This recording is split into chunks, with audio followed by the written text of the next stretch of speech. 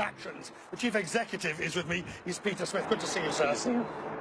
What's the goal here as regards your role with blockchain here?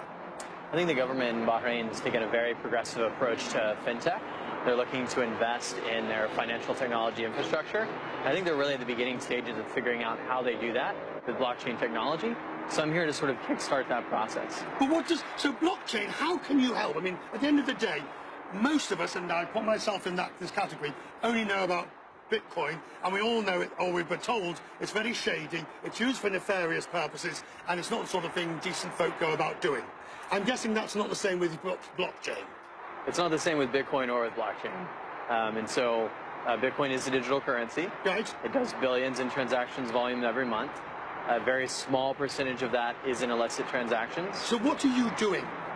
What does blockchain do in that sense? So we build software that makes it possible to transact in digital currencies. So we build software across digital currencies.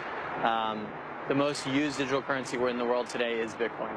So that's really the one that's got a lot of inertia behind it. But increasingly, you're starting to see what's called sovereign blockchains. And so those are blockchains that are backed by state governments. So you've seen the Bank of England talk a lot about this. You've seen the Nordic banks talk a lot about it. And now you're seeing other countries that are very progressive in their financial technology infrastructure, like Bahrain, start to investigate implementing their own sovereign blockchains.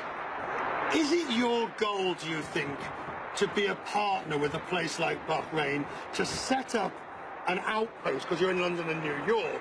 And if so, what function would a blockchain serve here that's not being served in a London or New York? I think that there's going to be blockchains that are regional and country specific. And so when you think about the way assets work today, you have the Bahraini dinar and you also have the London pound. And in the future, you're still going to have that, but it's our thesis that they'll all be on blockchains. And so for us, the reason that we do it is because we want to get to a global, interoperable world where people can exchange money and assets with zero friction and zero cost. I'm 55. Am I too old to understand all this stuff? Probably. I beg your pardon? Well, there we are. That wasn't quite the answer I was expecting, but who's going to win tomorrow? Or on Sunday? McLaren. That's the right answer. All right, good to see you, sir. Thank you very much indeed. As we continue, there is a race going on. I am not too old at 55.